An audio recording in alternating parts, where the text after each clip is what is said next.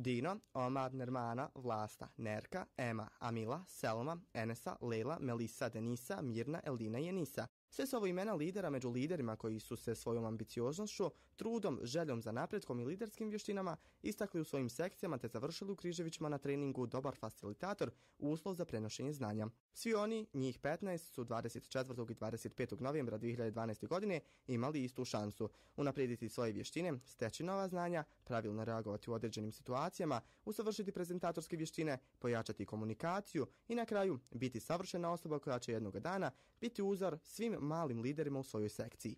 Naime, učesnici ovog treninga, dvodnevnog treninga u Križevićima, su odabrani od strane voditelja sekcije naše organizacije 8. za 8. i imaju priliku da kroz 2 dana steknu nove vještine, da saznaju novi način kako uključiti mlade, odnosno djecu u život zajednice i na koji način prenijeti znanja na njih.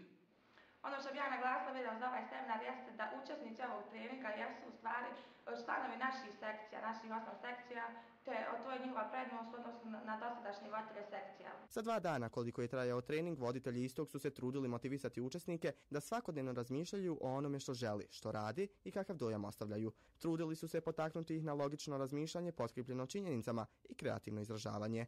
Ono što stavljamo u fokus prilikom sprovođenja aktivnosti na treningu jeste da oni imaju mogućnost da jačaju svoje vlastite kapacitete, da učestvuju na kreiranje toka treninga i da prihvataju ono što za njih može da bude značajno u kontekstu jačanja njihovih vlastitih kapaciteta, a da u čitavom tom procesu odluče šta za njih neće biti korisno. U suštini, nama je najznačajnije da promovišemo vrijednosti organizacije za djecu i mlade 8. za 8. odnosno da promovišemo temeljne ljudske vrijednosti, a to su demokratija, tolerancija i jednakopravnost. Trudimo se da ne budemo dosta, da to ne bude školski tip radionica, nego da to bude jako njima zanimljivo i imamo dobru povratnu informaciju od njih, da im je lijepo, da im je zanimljivo, da uče s nama, da im nije dosta ovo sve kao što je bilo na radionicama jer ima dimenziju više. Kroz interaktivne igrice koje do sada niko na svijetu nije vidio, a vodili su ih Sanela Karić i Emir Bašić, su svi lideri imali podjednaku mogućnost da budu glasniji, izdržljiviji, kreativniji, uporniji, simpatičniji, što bi voditelji u osmijehu kazali dominantniji. Tako su svi učesnici na nekoliko sati bili modni dizajneri koji su uz određeni materijal imali zadatak napraviti kreacije koji su bile prezentovane na modnoj reviji Križevići 2012. U nekoliko navrata igrali su šaha, ali ne kao članovi mjesne zajednice, nego kao lideri koji su na osnovu te igre unaprijedili određene vještine. I da, svi učesnici pomenutog treninga su pred kraj istog bili voditelji radionica koji su svima nama u Križevićima održali po jednu igricu koja nas je navela na razmišljanje, barem neki.